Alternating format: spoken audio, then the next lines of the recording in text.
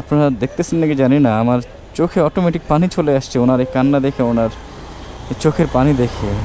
আসসালামু আলাইকুম সবাইকে, আশা করি সবাই ভালো আছেন। আজ এমন একটি ঘটনার সাক্ষী হই যেটার জন্য আমি প্রস্তুত ছিলাম না। আমার নিজের চোখকেও বিশ্বাস করাতে পারছিলাম না। হঠাৎ আমার চোখ যায় রাস্তার অপর প্রান্তে। জীর্ণ শীর্ণ শরীর, হাত পা এমনকি পুরো শরীর কাঁপছে। হয়তো স্ট্রোকের রোগী হবেন। অবাক হয়ে দেখে এই বয়সে রিক্সা চালানোর কথা না। প্রায় 15 থেকে 20 মিনিট দাঁড়িয়ে তাকে দেখছিলাম। যাত্রীর জন্য খোঁজাখুঁজি করছিল, ডাকছিল। কিন্তু তার শরীরের এই অবস্থা দেখে তার রিক্সাতে কেউ উঠতে চায় না। সবাই তাকে পাশ কাটিয়ে যায়। কারণ এই মানুষটির শরীর আজ আর আগের মতো নেই। প্যারালাইসিসে আক্রান্ত, স্ট্রোকের পর হাত পা কাঁপে। তবুও প্রতিটি সকাল শুরু হয় জীবনের সংগ্রাম দিয়ে। কারণ থেমে গেলে তার চুলায় আগুন জ্বলবে না।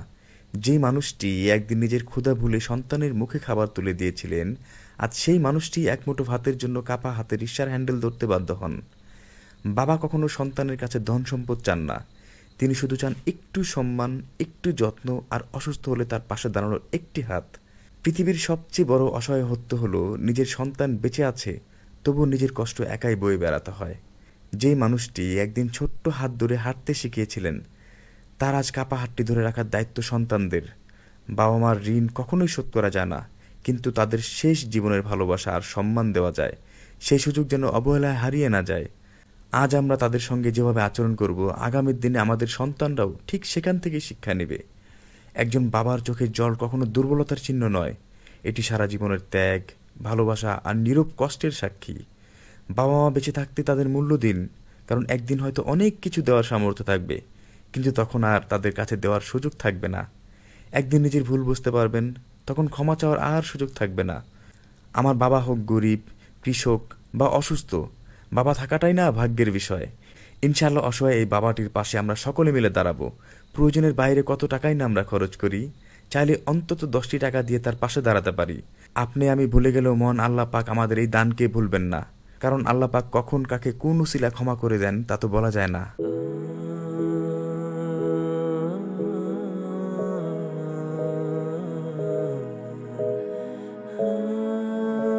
আসসালামু আলাইকুম, ভালো আছেন? এই তো আলহামদুলিল্লাহ ভালো। কি যাত্রী পান নাই? কতক্ষণ দাঁড়াইছিলেন? প্রায় আধা ঘন্টা। একটা যাত্রী পান নাই? হ্যাঁ, বুঝি না। স্ট্রোক করছেন, শরীর কাঁপে, এজন্য যাত্রী পান না? আল্লাহ, আমি প্রায় 10 থেকে 15 মিনিট ওইখানে দাঁড়াইছিলাম যেখানে আপনি একটু ভিডিও দেখলেন। দূর থেকে জাস্ট ওনাকে আমি ফলো করছি, বাট একটাও যাত্রী উনি পায় নাই। তো রিক্সা চালান কেন বাবা? বুঝি নাই কথা। দুই ছেলে ভাত দেয় না? আরে বাবা, একটা বার দেখেন তার অবস্থাটা। মেয়ে কয়জন? এক মেয়ে। মেয়েরকে বিয়ে দিতে পারেন নাই? হ্যাঁ, দুই ছেলে কি করে? আলাদা খায়? তো এইভাবে আপনার তো আধা ঘন্টা হয়ে গেছে, যাত্রী একটা পান নাই। তো এইভাবে আপনার তো যাত্রী না ওঠারই কথা।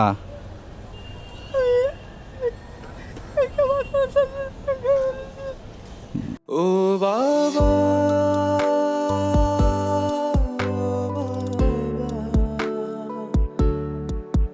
কোথায় হারালে বলো না বাবা। আপনারা দেখতেছেন নাকি জানি না, আমার চোখে অটোমেটিক পানি চলে আসছে ওনার এই কান্না দেখে, ওনার এই চোখের পানি দেখে। হ্যাঁ আঙ্কেল, আপনার কথা বুঝি না আমি। ও মানে আপনার ছেলেরা বলে তোমার যেখানে মন চায় সেখানে গিয়ে খাও, আমরা খাওয়াতে পারবো না, এটা বলে? আপনার নিজের সন্তান না? আপনার আপন সন্তান না? তো আপনি তো তাদের বাবা। তো একটা ছেলেও কি বাবা হিসেবে আপনাকে পরিচয় দেয় না? দুই ছেলের এক ছেলেও না? এই ছেলেদেরকে আপনি কষ্ট দিয়েছেন আপনি যখন সুস্থ ছিলেন? আপনি যখন সুস্থ ছিলেন জায়গা জমি সবই ছিল, বাট ছেলেরা যখন ছোট ছিল আপনি কি ছেলেদের কষ্ট দিচ্ছেন কখনো? হ্যাঁ, তোর ছেলেরা এমন করতেছে কেন? আল্লাহ ভালো জানে। আরে হ্যাঁ আঙ্কেল, বুঝি না আঙ্কেল, কথা বুঝি না। হ্যাঁ, ওরে টাকার অভাবে জুতাও কিনতে পারেন? ইস রে, দেখি দেখি দেখি কবির, আরে ওনার তো পা ফুলে গেছে। দেখেন একটাবার দেখেন, উনি টাকার অভাবে জুতা কিনতে পারে না, দেখেন খালি পায়ে হাঁটে, রিক্সার এনে হেঁটে বেড়ায়, পা পর্যন্ত ফুলে গেছে, অথচ দুইটা সন্তান, নিজের সন্তান, একটা সন্তান ওনাকে পরিচয় দেয় না। আল্লাহ, মানে আমি কি বলবো, আমার না ভাষা হারাই ফেলছি আমি। আঙ্কেল আমি কথা অর্ধেক বুঝতেছি না। হ্যাঁ, ও আজকে গাড়ি নিয়ে বের হতে চান নাই?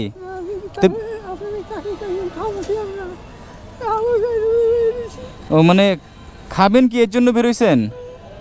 সকাল থেকে কিছুই খান নাই? হ্যাঁ, কি ছিল? বাসি ভাত খাইছেন? মানে উনি আজকে বের হতে চায় নাই, বাট পরে চিন্তা করছে যে না বের হলে আমি খাবো কি। আল্লাহ, এইভাবে আপনার তো যাত্রী ওঠে না তো, আমি দেখলাম তো। হ্যাঁ, অনেক কম উঠে। একটাবার দেখেন তো, ওনার রিক্সা থেকে আপনি উঠবেন, একটাবার একটু খেয়াল করেন, এই মানুষটার রিক্সায় আপনি উঠবেন? সম্ভব এটা? আল্লাহ, আমরা মানুষ রূপে পশু হয়ে যাচ্ছি, দিন যাচ্ছে আমরা পশুকে হার মানাইতেছি, অথচ আল্লাহ পাক আমাদের সৃষ্টি সেরা জীব হিসেবে আমাদের গণ্য করছে, হ্যাঁ আমাদের সম্মান দিছে, আর আমরা পশুকে হার মানায় ফেলতেছি। আন্টি আছে নাকি? আছে, উনি কি করে? আপনি কার সাথে থাকেন এখন? হ্যাঁ, এক মেয়ে। আপনি কার সাথে থাকেন বাবা? হ্যাঁ, ও মানে আমার চাচি, মানে আপনার ওয়াইফ আর আপনার মেয়ে আর আপনি, এই তিনজনই থাকেন। আর এই তিনজনের সংসার কি আপনিই বহন করেন? হ্যাঁ, আপনিই এই যে রিক্সা চালায়া? হ্যাঁ, স্ট্রোক করছিলেন, আগে সুস্থ ছিলেন, স্ট্রোক করার পরে এই অবস্থা হয়েছে? অনেক টাকা ঋণ হয়ে গেছেন? আরে আল্লাহ, উনি আগে সুস্থ ছিল, স্ট্রোক করার পর এই অবস্থা হয়ে গেছে, অনেক টাকা ঋণ হয়ে গেছে। আপনারা কতটুকু বুঝতেছেন জানি না। আচ্ছা, আপনার ছেলেরা তার মাকেও কি দেখতে আসে না? হ্যাঁ, মাকেও দেখতে আসে না? হ্যাঁ, বুঝি না আঙ্কেল, আসে না? হ্যাঁ, ও খোঁজ খবর নেয় না? আপনারা খোঁজ খবর নেয় না? আপনার বউরও খোঁজ খবর নেয় না? আরে আল্লাহ, দেখেন কেমন সন্তান। কি বলবো, মা, আমাদের মা দেখেন 10 মাস 10 দিন গর্ভে ধারণ করে, এত বড় একটা পেট নিয়ে। একটাবার চিন্তা করেন, সেই মানুষটা দিন নাই রাত নাই ঘুম নাই, কিভাবে কষ্ট করে সামান্য সন্তানের সুখের আশায়, যে একটা সন্তান হবে, সেই সন্তানকে আমি মানুষ করব। আর বাবা সেই সন্তানের জন্য সব সময় অপেক্ষায় থাকেন সন্তানের ভবিষ্যৎ নিয়ে। মা যেমন গর্বে রাখেন আর বাবা রাখেন তার মস্তিষ্কে। দুইটা মানুষই ভিন্ন রকম চিন্তায়, ভিন্ন রকম কষ্টে, তারা এই 10টা মাস জাস্ট এই চিন্তায় থাকে, এই কষ্টে থাকে। তারপর যখন দুনিয়াতে আমরা যখন আসি, তখন যুদ্ধ শুরু হয় মা আর বাবার, আমাদের কোনো যুদ্ধ নাই। একটাবার চিন্তা করছেন এই সন্তানের জন্য মা আর বাবা কতটা কষ্ট করে, একদম গর্ভধারণ থেকে শুরু করে দুনিয়াতে ভূমিষ্ঠ হওয়া পর্যন্ত, তারপরে বাকি জীবন যুদ্ধ চালিয়ে যায় একমাত্র মা আর বাবা। এই দুইটা মানুষই আমাদের সবথেকে বড় আশা, সবথেকে বড় বটগাছের ছায়া মা আর বাবা। আর আমরা যখন বড় হই, তখন এই যে মা বাবাকে যে কষ্ট দেই, মা বাবাকে যে ভুলে যাই, একটাবার চিন্তা করছেন এটার পরিণাম কি হবে? জাস্ট ওনার সন্তানকে আমি একটা কথাই বলতে চাই, সেটা হলো, আপনারা যদি আমার এই ভিডিও দেখে থাকেন, একটাবারই আপনাদের বলবো যে ভাই, আপনারা বিয়ে করছেন শুনলাম মাত্র আপনার বাবার মুখ থেকে, আপনি একদিন বাবা হবেন। আপনার বাবার যে পরিস্থিতি, এটা একদিন আপনাকে মেনে নিতে হবে, হয়তো বা এর থেকেও কঠিন পরিস্থিতি মেনে নিতে হবে, এর থেকেও কঠিন। আর এটা একদম বাস্তব, এটা একদম আল্লাহ পাকের থেকে ফয়সালাকৃত। এর থেকেও কঠিন পরিণতি ভোগ করবেন, এখন সময় আছেন, অন্তত বাবাকে দেখতে আসেন। আপনাকে একদমই দেখতে আসে না?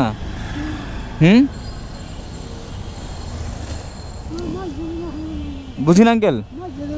হ্যাঁ আঙ্কেল, একটু বুঝি না, একটু আসতে বলুন তো আমাকে। আছে ছোট ভাই মারা গেছে ও মানে আপনার তিন ছেলে ছিল, এক ছেলে মারা গেছে, ছোট সন্তান মারা গেছে, এখন 2 ছেলে আছে। দুই ছেলে কি ছেলে মাঝে যাওয়া যায় হ্যাঁ, মাঝে যাওয়া যায় মাঝে মাঝে আসে যায়। মাঝে মাঝে যাওয়া যায় ও মেজোটা আসে। ও বিয়া করছে বউ গেছে না কেউ ছাড় করেছে ও মানে বড়টা বিয়ে করছিল, বউ চলে গেছে, এখনো তা ও কোথায় থাকে না থাকে আপনি জানেন না, আপনাদের খোঁজ খবর নেয় না। আর মেজো ছেলে মাঝে মাঝে আসে, তো মেজো ছেলে আপনাদের দেখে না? পয়সা হ্যাঁ বুঝি নাই। দেবে তো হ্যাঁ, পয়সা বিয়ে হয় না ও মেজো ছেলে দেয় না, পয়সা বিয়ে হয় না মেজো ছেলে পয়সা করে দেয় না, মাঝে মাঝে শুধু আসে, এসে আপনাদের তামাশা থেকে চলে যায়। হ্যাঁ, একটা বারও কি তার কলিজা কাঁপে না যে আমার বাবার এই অবস্থা, আমার বাবা রাস্তার মধ্যে যাত্রী পায় না, এই মানুষটা কি হাঁটতে পারে? ওনার দেখেন পা ফুলে গেছে খালি পায়ে, এই মানুষটা রিক্সা নিয়ে সারাটা দিন হেঁটে বেড়ায়। একটাবার কি আপনার মেজো ছেলে যে আসে ও কি একটাবার দেখেন আপনাকে?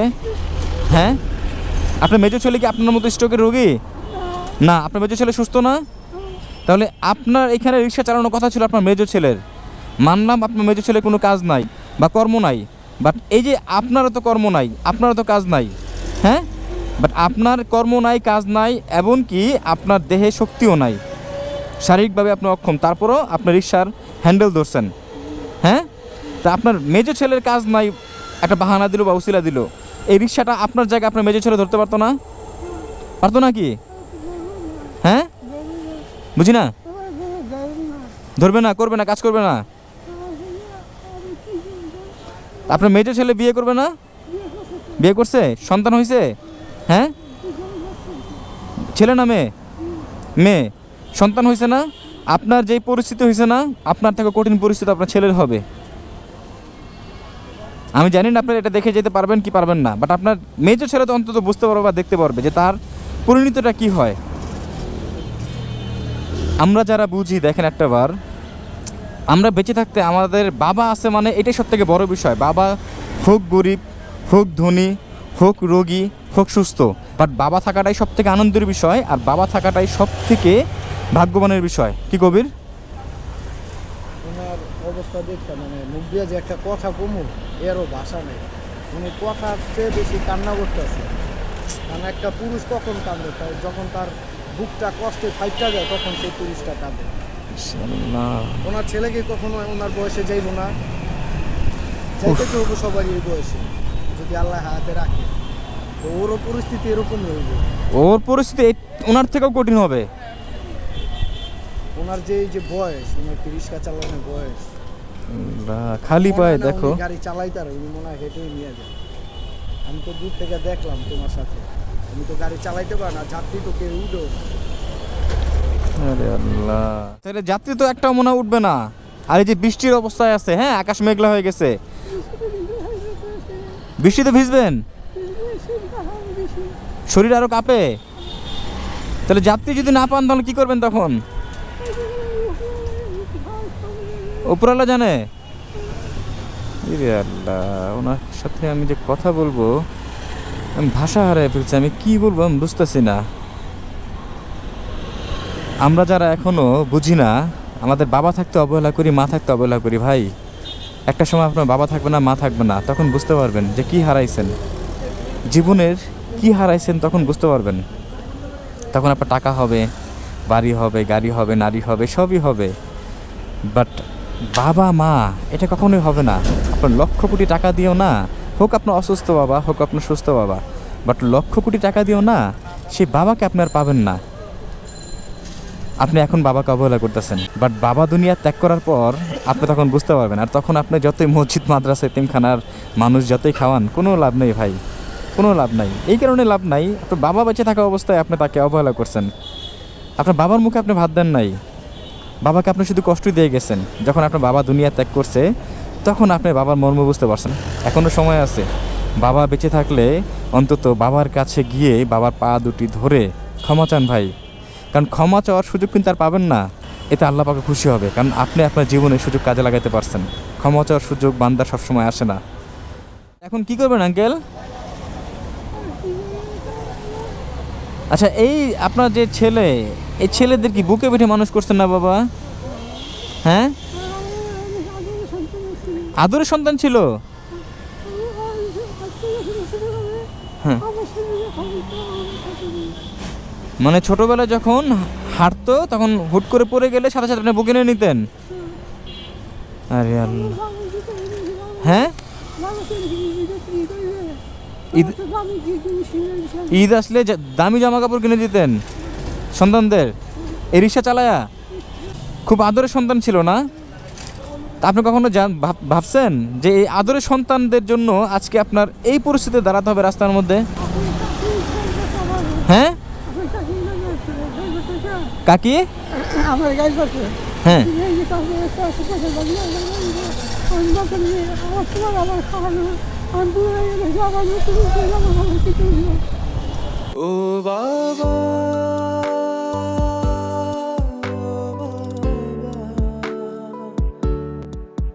কোথায় হারালে বলো না বাবা। আপনারা কতটুকু বুঝতে পারছেন আমি জানি না। মানে উনি বললো যে আপনার কাকি, আমি যদি বাচ্চাদের মাঝে মাঝে একটু ধমক দিতাম তখন কাকি আমার উপর তেড়ে আসতো, এতটাই আদর করতো। বাট যখন আমাদের এই পরিস্থিতি দেখছে, সন্তানরা যখন আমার সামনে, আমার ওয়াইফের সামনে, মানে ওনার ওয়াইফের সামনে যখন আসে না, তাদের অস্বীকার করে, তখন কাকি বলে যে জীবনে নাকি সবথেকে বড় ভুল করছে তাদের পেটে নিয়ে। আরে আল্লাহ, এই কান্না একদম আল্লাহ তাআলার দরবার পর্যন্ত চলে যাবে, এই কষ্টের কান্না। এখনও সময় আছে ভাই, যদি ভিডিওটা দেখে থাকেন, বাবার পায়ের সামনে আসেন, মায়ের পায়ের সামনে আসেন, ক্ষমা চাওয়ার সুযোগ এখনও আছে।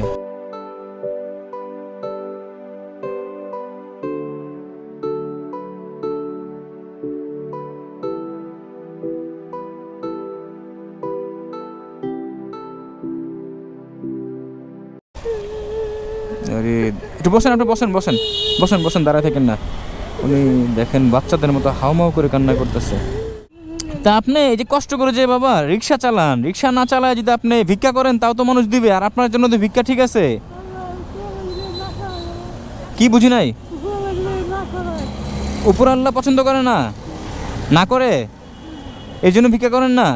বাট আপনি যদি মানুষের কাছে হাত পাতেন আপনাকে কেউ না করবে না, আর এটা দোষের কিছু না। আপনি তো আর ইচ্ছাকৃতভাবে হাত পাততেছেন না, না খায় মরে যাবেন তাও ভিক্ষা করবেন না? আরে আল্লাহ, একটা বার ওনার মানে ব্যক্তিত্ব দেখছেন? এই যে বৃষ্টির মধ্যে ভিজতেছে উনি। আসেন এদিকে আসেন।